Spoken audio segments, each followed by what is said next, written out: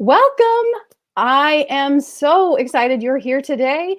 I am Dr. Marnie Ginsberg from Reading Simplified, where it's our job to streamline classroom reading instruction and accelerate students' reading achievement. And it is my distinct honor to be hosting Dr. Elfrieda Hiebert, who goes by Freddy. Hi, Freddy. Hi, great to be here. Thank you so much.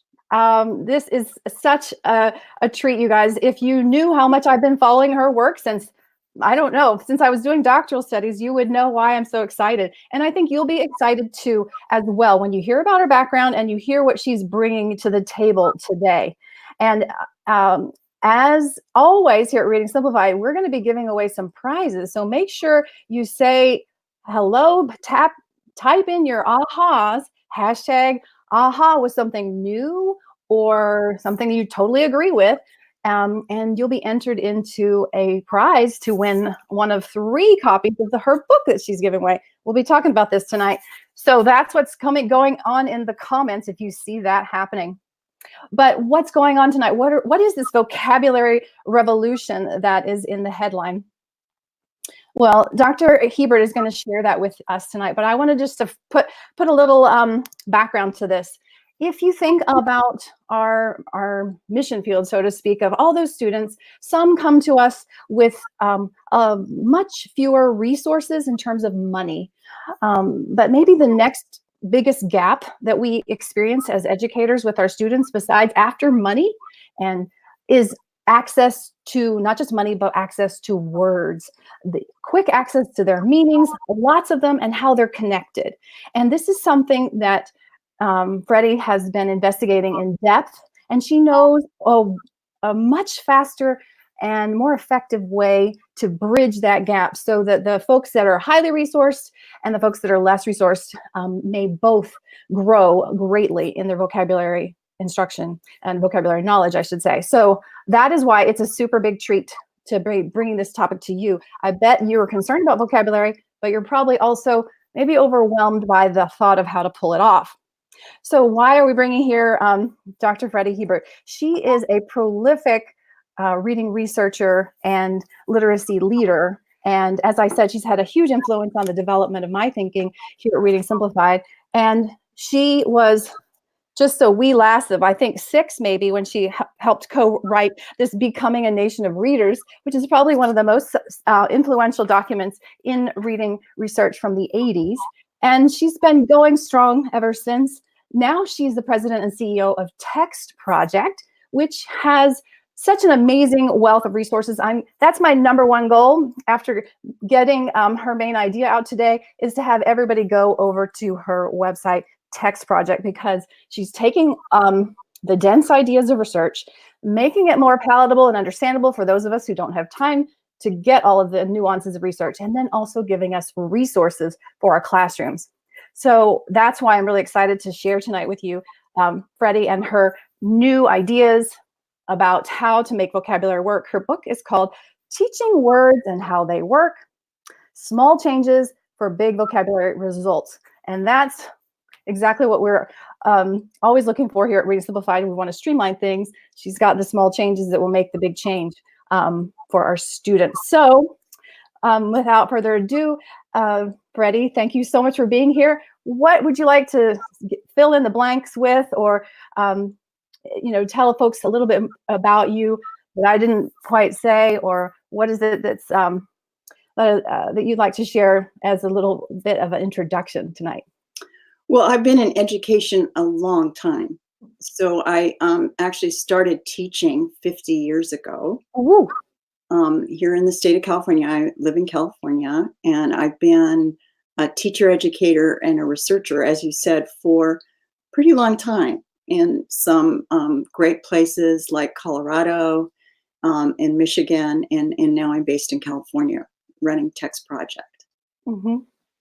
Well, before we get into talking about your book, I want to just say hello to some folks out there. We've got Jennifer and Brenda and Diane, Greg, Katie. Now, one person said that they don't have sound. Is that just one person? Everybody else, let me know if you're hearing me. And Diane says she loves quick reads. That's one of the things that Freddy developed that we recommend here at Reading Simplified. Thank so you. let's just make sure we've got sound. Jennifer says that she refreshed her screen and that sound came on. I'll pull that up there. Hopefully that's working for you. Yvette says she's excited. I'm going to pull out my headphones for that's the issue. And if you get a feedback, then we'll change things. Dee says she has sound. Okay, thanks you guys for letting, okay, so it seems to be working there. Sorry about that. Are you getting feedback now, Freddy? No, I'm great. Okay, well, if that changes, let us know. You know, that's the way it is with tech. There's always something to keep you on your toes, right? Teachers know that probably better than anyone. Okay, so we've got folks from all over the world tonight. We've got a lot of folks in Australia tuning in, and Vancouver. Ricky's coming to us from Vancouver, so that's exciting. I went to elementary school, by the way. Oh, had a great experience as a kid in Vancouver. So. Oh, right. I forgot you had that Canadian background. Okay, so again, welcome everyone. Thanks for being here, and don't forget, when you hear something that you really agree with, or you are impressed by a new idea, if you type #aha and explain what it is, you'll be entered to win her book. And Freddy's being really generous and giving away 3 copies of this, so that's exciting. So I've been reading and enjoying this book. I think it is something that everyone needs, and one of the lead messages that Freddy's sharing with us is that we actually have new research ideas, new information coming out that may change what we do in practice. And so I want her to share that new research, these new ideas that could change how we go about working with our students, particularly in the area of vocabulary. What do you say to that, Freddy? Well, English is a little bit different than other languages like Spanish or French. We have a lot more words because English has different historical roots, right? So it starts out as a German language, and then we add French to it, and then Latin-based words, and then we also have Greek words that provide the technical aspect. And often, if we have about 600,000 words in the English Oxford Dictionary, which of those words should you teach?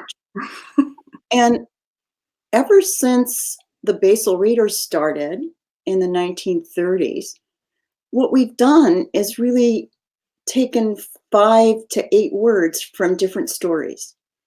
And often those words aren't connected. And we have never really known, are these the most powerful words we could be teaching? What are we expecting from the words we teach? Well, because of computers, we've been able to take large databases. So here at Text Project, I have scanned around 10,000 texts, student texts, and I have an analyzer that lets me look at 15 characteristics of each word in a text. So if you have that slide from me and Uncle Romy, and you might want to put it up. So what we can do is we can find out. So here's a book that's been used in 3rd grade programs. And what you see here is a word cloud of all the unique words in the book. You see the names like Nanette, Aunt Nanette, and Uncle Romy that appear a lot in the book. But out of these words, and there are about 601 unique words in a book of about 1,700 words, which ones are you going to teach? So 11% of the words are rare, which means that in every 100 words, you see about 8 rare words.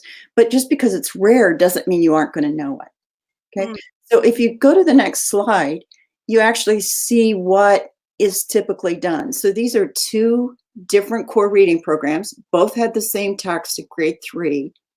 And what you see is a really range of words here. I mean, what I should have really done is just put the words up from one of these selections and asked you to guess what the book was about. Hard to. Well, the thing about words is that they represent concepts. So what we haven't been teaching here in a text like this are some of the underlying ideas about the content of the text. Knowledge is all about words, right? And we haven't been helping kids understand how words work.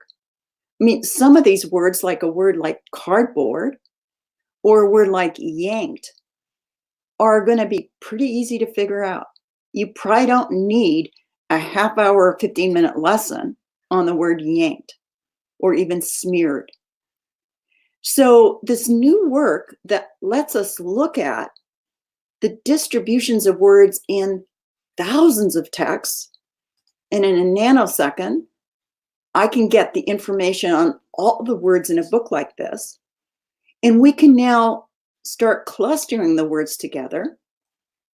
Words that fit together in terms of meaning. Are there other words that have to do with models? Or are there other ideas about, is ruined really a critical idea in this book? It's really about a boy coming of age in a new context, away from home. And if you turn to the next slide, what these new ideas do is they say, let's think about what kids could learn from this book. So it turns out this particular author uses an incredible number of compound words in this story.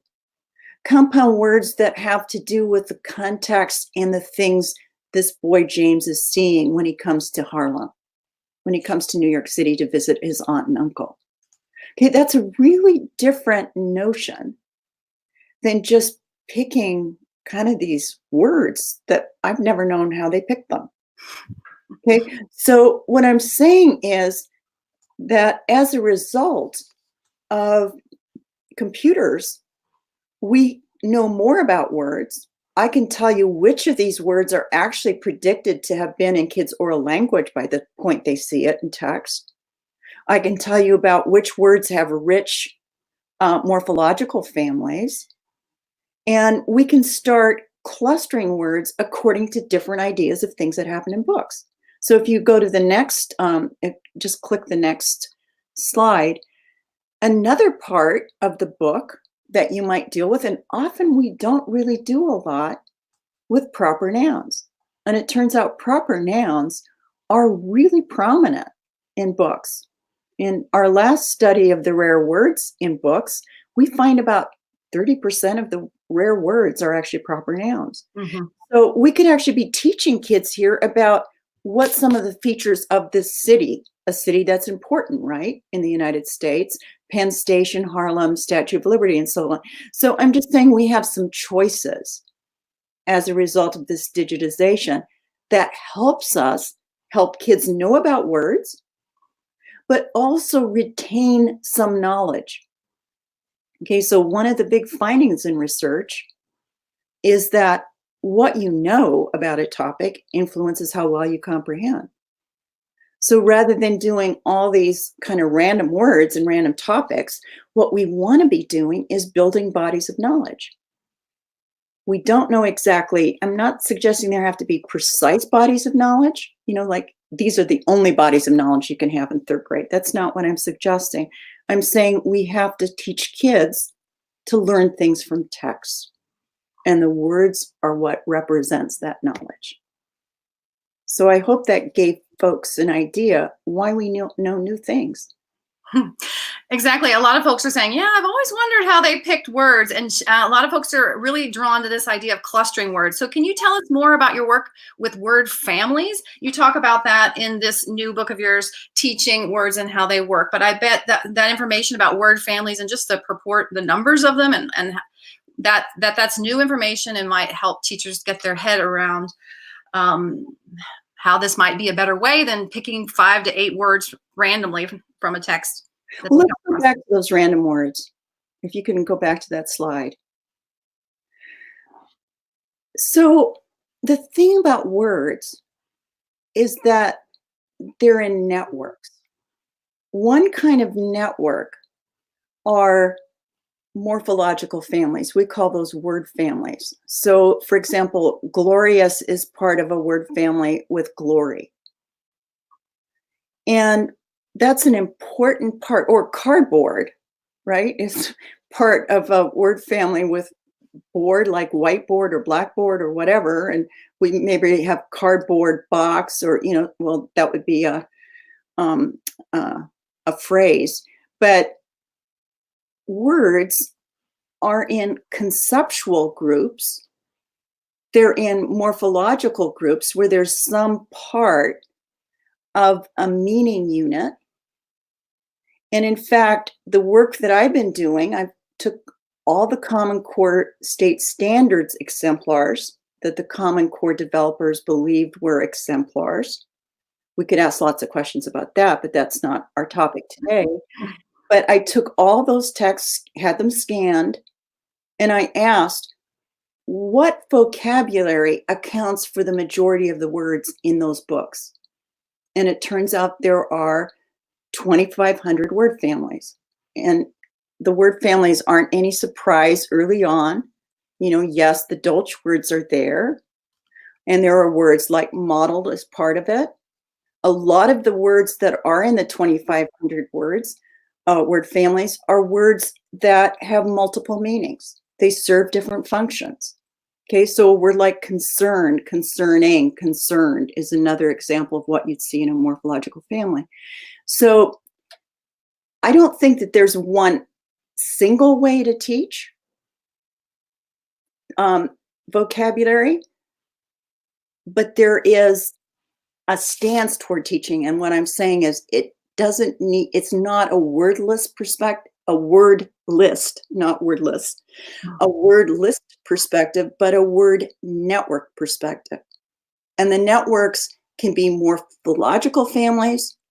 And one of the things that we have to remember as teachers is that English, when we add new ideas, like around the digital revolution, a lot of those ideas are words that get used in a new way, like the word mouse, or they're words that are compound words.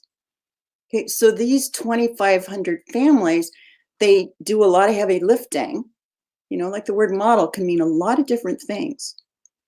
Or a word like feast can be a noun or a verb.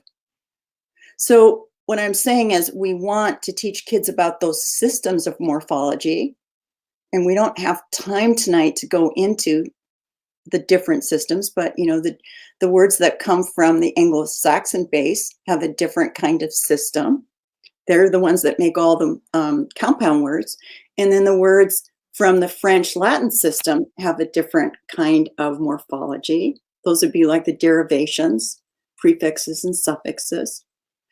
And the Greek words are, again, a lot of them are compounded, right? Like chemotherapy, psychotherapy, we can, hydrotherapy, I guess. I don't know. That's the thing. Yeah. So what I'm saying is we want to teach morphological networks, but we always, from the get-go, want to be teaching kids about semantic networks. So when push comes to shove, what is it that I learned that's connected from this text? And remember that vocabulary that's unique to a text is going to help you understand what the text is about. And I was just showing you with me and Uncle Romy a couple different ways you could do it. Okay, you could do it by a certain structure, like compound words, or you could do it content of places. What makes unique context, like a city, skyscrapers, there's the underground, so on. So, the point here really is you want to give kids not just the single word and make sure that you've covered a list of, like I've gotten through all the 2,500 word families. That's not the point. The point is, what are the connected bodies of knowledge that these words represent? What is it that I'm learning? What does the vocabulary represent? So instead of just these random individual words, I'm understanding that, there are certain dimensions of a city that are important, or there's certain dimensions of a historical event that I want to learn about in a story, or there's something I want to learn about the vocabulary that has to do with the ways in which people interact with each other. For example, ways in which people communicate is a really important part of stories. So if a writer tells you that they're planning something rather than scheming, that's a really different thing. Yeah. And narratives, we have just a lot of adjectives, verbs that are connected. A good writer of a narrative doesn't do what the Dick and Jane writers did, which is keep repeating the same word over and over again. You don't just go run, run, run and say run over and over again. You say, maybe they were galloping or they were chasing or, lots of different words that you can have. We have a really rich vocabulary in English, and we want to teach kids how these words are connected. I'm getting a lot of folks saying that they're totally buying into this concept of a network and the connections, and it makes much more sense than picking some words that kids might not know, but they're not connected to one another, and as you point out, maybe not even connected to the core, the meat of the story. So you're turning that on its head, and then but then at the same time, we're getting some anxiety. Okay, so how do I teach the 2,500 words? But that's why I'm so excited about her book, and I want you to check it out. She's got this brilliant idea in here about small changes, and she talks about Freddy's talking about 4 C's as a kind of a rubric or a mental framework for us to think about our change in practice that could be small, micro changes that would lead to big results. So Freddy, do you think you could give us some examples? And I can pull up some images from Text Project where she has a wealth of resources, so you don't have to make these networks on your own. Although once you get into it, I think you'll find that it's kind of fun. So maybe like what would be a small change for maybe a kindergarten teacher, and maybe a small change for someone maybe at the 4th or 5th grade level?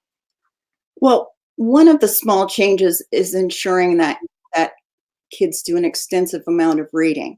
Mm-hmm. So 2,500 families and their family members, each of these families has about 5 or 6 members on average. I mean, the family of doesn't have any other members, but Concern or Glory would have a bunch of members. And it's not about saying, am I getting all these words exactly right? What you're doing is you're ensuring, especially what I'd say to teachers working with kindergarten kids, is make sure that what you're exposing kids to has some knowledge connections. Mm-hmm. Okay, so if I do some books on seeds and plants, I'm going to keep seeing some words about seeds and plants, maybe cone or dirt. Okay, so what you want to do is ensure that there's some repetition of ideas and that you've actually stored those ideas somewhere. So I talk a lot in the book about, it might be a new form of word wall, but I call them word collections. Mm-hmm. Okay, and I want to emphasize that these aren't just random words I'm putting up there, but I'm helping kids, and there aren't right words to sort necessarily. I mean, there are lots of different ways in which I might say these words are related to each other. But what I want to do is ensure that kids are cognizant of what they've been learning. Mm-hmm. Okay, so these word collections, we want to keep adding to them. So for example, if I had seed and plant, I might also do some stuff around morphology, like seedling. Mm-hmm. And plants and planting. Okay, and I want to keep that map so that we can review it periodically to see all that we know on this topic. So a critical part, I think, as kids are getting older, so you were asking about the 5th graders, Mm-hmm. are the conversations we have with kids. Mm-hmm. Another one of your C's. It is one of the C's. And I think we've often been very secretive about how language works. And I don't mean teaching rules, Mm-hmm.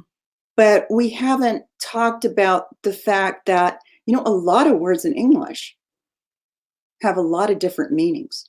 Mhm. Okay.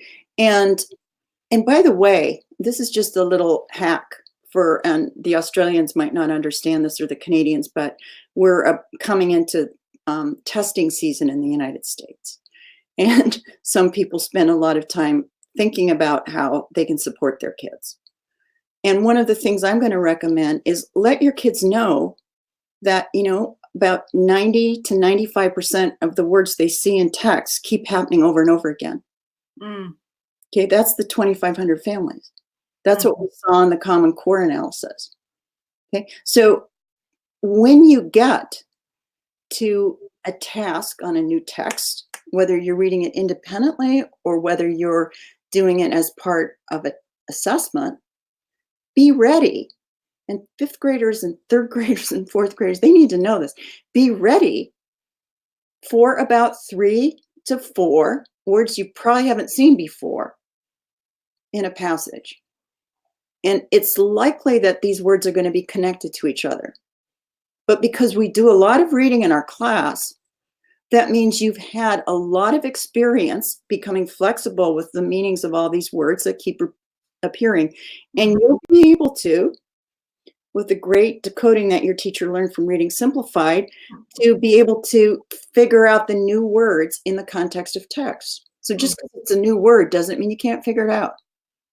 Okay? A lot of, words that kids know, think of a word like gerbil or even monkey. Those words don't appear a lot in text, so they're not highly frequent, but when you see it, you can figure it out. Okay, so I would have very definite conversations with kids about be prepared, be ready, stay calm and carry on, and know that, you're going to see that you're going to keep doing it. I can never teach you all the words you need to know. Mm-hmm. What I'm doing is making sure you know the major part of the lexicon, the major part of the words in text, and then we're going to have ways I'm supporting you to figure out the new words.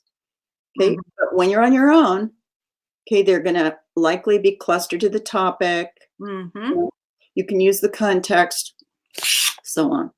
So these are part of the conversations that you're going to have, even with our kindergartners. Those littles can handle that at some level, right? And your examples will become more and more sophisticated. And if you start that conversation at the beginning of the year and you weave it through all the read alouds and all the science lessons and all the social studies lessons, it will become part of their strategic approach to learning words, right? Right. So when I see a new text, I have to remember, I know most of the words, but there are always going to be some new ones. That's why I read. I read to learn new things.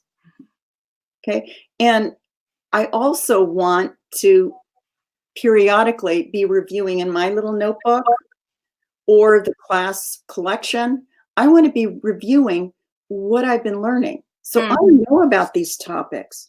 Yeah. And and because English has so many words, that's because there's so many ideas here. We're going to keep adding to these networks. Okay, so we're not done. I think some kids, they approach these tasks thinking there's something wrong that they don't, and that they're going to have so many words that they don't know. Right.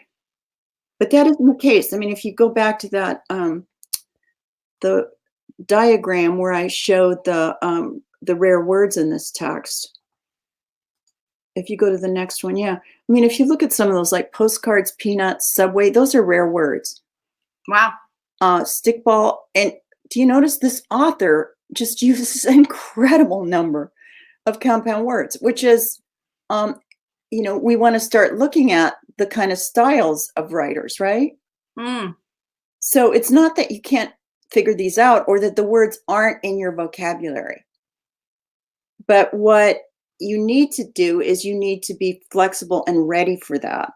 And I think for older kids, they really need to be clear. I mean, I don't think you and I picked a slide, Martin, for to share with people to show, but at Text Project, I have some examples where I show in yellow print all the words that kids that come from that are common, and the presence of unique words, especially on assessments. So, I'm really encouraging people. There has to be some reading. I think reading needs to be, the more you do around topics and not just random books on different things. A lot of level books, you jump from reading about, skateboards to the history of France to something else, And what we want to do is, to the degree possible, when people ask, "Oh, I'm getting nervous about this," do as much clustering as you can of the books that you have, because it turns out level books have an incredible amount of variation, even within a level. So you can go across levels and feel okay about it. But it's the topic that's probably more important. Yes, we've taken a lot of the words in the 2500 that are concrete, and we put them into these 16 sets of word pictures that you're free to use. Remember, everything at Text Project is free. It's a way in which we can use our resources to help you. And this is an example of some of the words on transportation. And yes, we always show, the syllable, because I think the kids encountering words with different syllables can be hard. So, this is just an example here of. And this is, you guys, this is 78 pages. So this is in depth on transportation. Think about all the books that you have read on the subject of transport, or that has transportation as an important part of it, that you could connect back to this. And this could be connected back to across the entire year, this one theme. And she's got so many others. Water. Can you go back to the beginning of that, though? Yeah, there's water, machines, places, plants. But if go back to the next slide. What's critical here is that for each of these bubbles, there's a semantic map. So if you go to the next one, you can actually see that. So what I think it might be, you might need to go, yes, right there. Okay, and this is an example of what I'm calling a word collection. And do you also see that you could do things with rhyming words here? So you could do a whole bunch of rhyming words. You can do plurals. If some words are also, function as a noun and a verb, you could do inflected endings. I'm suggesting that this idea of helping kids recognize what they know and how things fit together is what vocabulary is about. It's not just this, oh, that sounds like a really interesting word, And I think, Marnie, you also had up the super synonym clusters. Yeah. So one of the other things I've done, and this is what digitization allows, computers allow, what I've done is I've gone in and gotten the most prolific groups of words. And here they are, 20 really prolific words in stories. So the ways in which people communicate, the ways in which people move, and their traits and emotions, those are central parts of stories. And it turns out that the basic ideas kids usually know. I think you can go a pretty long way with mad, bad, glad, sad, And these are words that they'll know. And then they become the source for expanding the semantic network. I've given this to you as teachers. There are also blank forms. Please don't think that you're throwing all of this at kids all at once. But you want kids to also become investigative and look for some of these. But from my perspective, understanding that a good writer just doesn't keep using the word sad over and over again. The quality of good narrative is the quality of adjectives and verbs and adverbs and nouns, how people embellish the language. So this is part we've been talking a little bit about her 4C's, some small changes that we could make. And I think mostly we talked about conversations that we're going to have with our students, as well as collections and word collections. And this would be an example of a word collection that you can start with, but then the kids could expand on it, as Freddie mentioned. It could be posted on the board, or they could have their own copy and they could find words in their own reading if they have choice reading, which is another of Freddie's C's. Think how fun if it would be if they think of themselves as detectives on a hunt to find words that fit into this network that they're learning about and talking about with the class, maybe tied to some texts, picture books, novels, or maybe just tied to a concept. And it folds through all of our content areas. This is not just ELA. And then I just also wanted to mention, besides conversations and collections of words and choice reading, Freddie's also talking about core reading. These are being simple ways to change the way we're thinking about vocabulary. It's not going to be just 6 words that we introduce on Monday and test them on Friday that are somewhat random.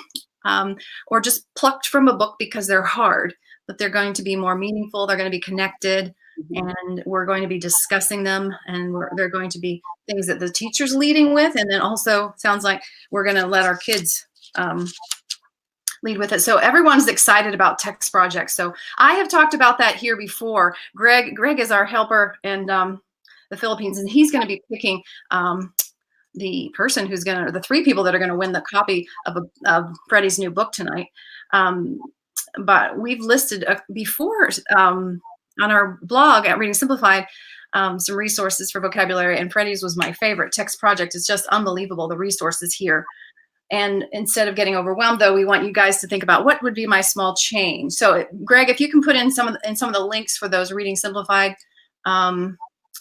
vocabulary resources, that would be helpful. And also, if you guys want one of the chapters from her book, she's giving that away for free, and you can get that via Messenger if you type free chapter. And then the other thing I wanted to say, I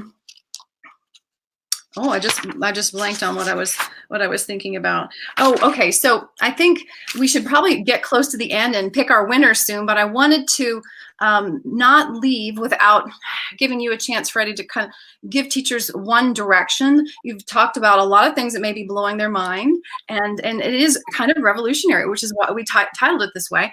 What would be one thing you'd want teachers to walk away with, to do maybe tomorrow, or to think about as they leave this time together? I'd like for you to think about words as belonging to knowledge bases, that there's what we're about in text is about knowledge, and the way in which we express knowledge is through words. So what we want kids, the reason we want to expand our vocabularies is because we want to learn more things, but they need to be connected.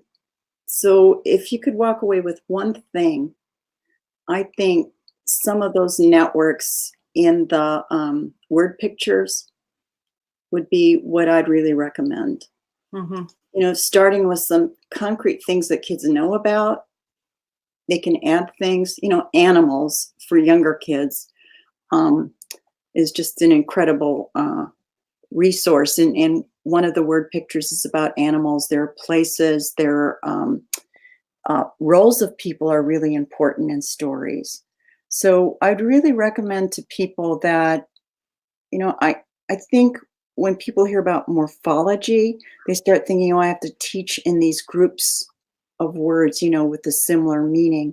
I'm suggesting that the more I learn, the more I'm convinced that we need to really recognize and help kids recognize what they know.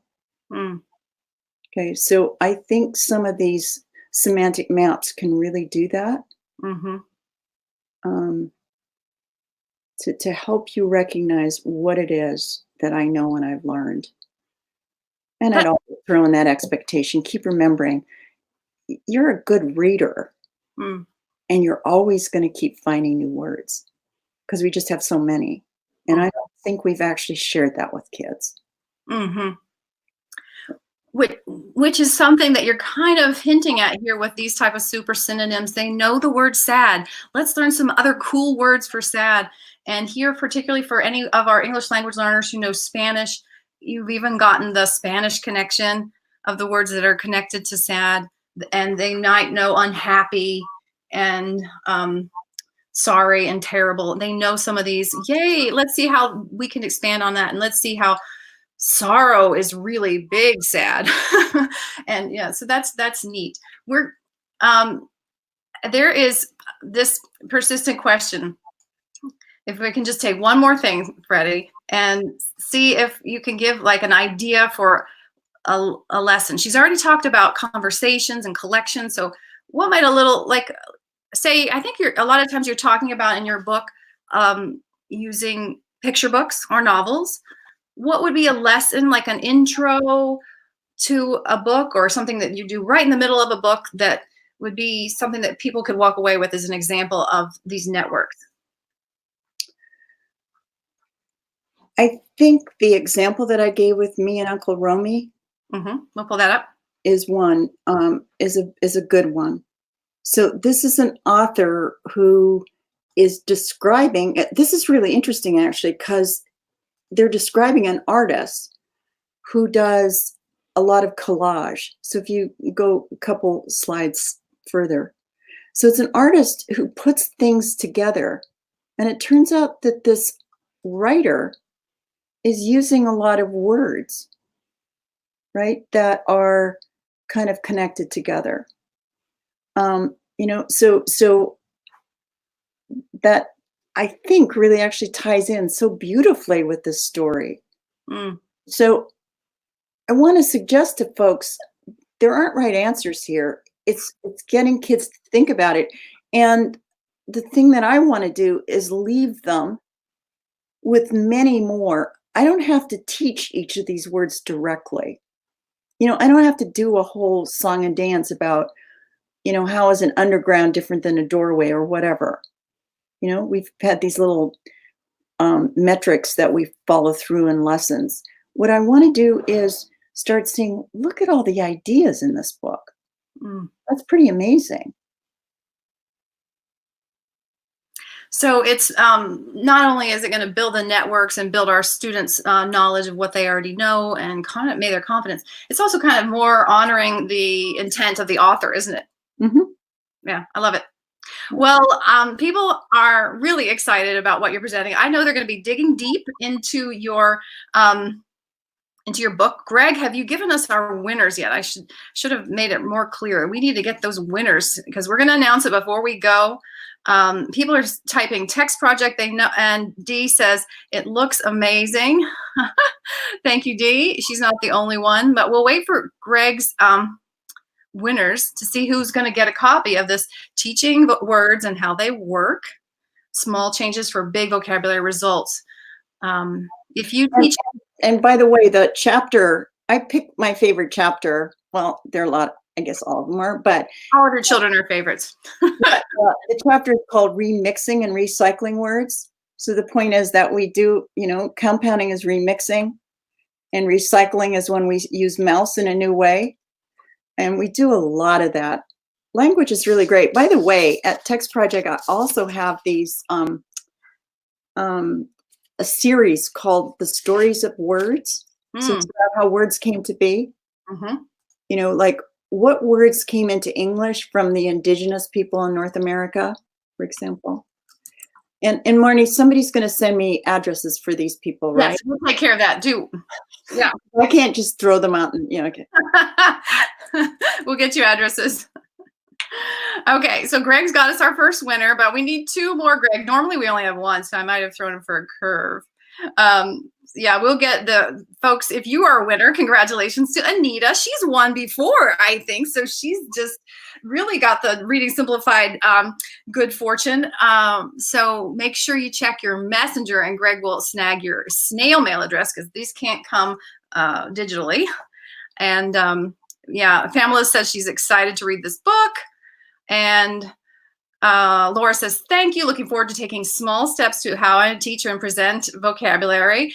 Someone's saying that they're excited to read the free chapter. And folks are saying congrats to Anita, but we're also jealous, I'm sure. More people coming up, right? Yes, we're waiting, Greg. Okay, here we go. Our second winner is Liz Parse. Okay, make sure you check your messenger, Liz. And one more winner, and we'll call it a night.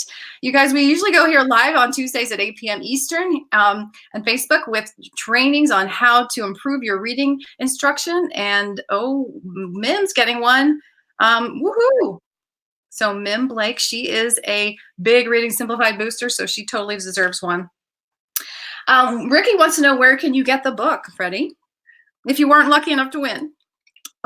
It's on Amazon. It's published by Teachers College Press. I think maybe if you go to the press, they might actually give a little discount. I don't know. I should have known that, but yeah. So Amazon, probably where other booksellers, and Teachers College Press. Well, Freddie, thank you so much. This has been really exciting. I want these ideas to get into lots of classrooms so that we empower our teachers and our students. So thank you so much for doing this work and sharing your ideas. Marnie, thanks for what you do.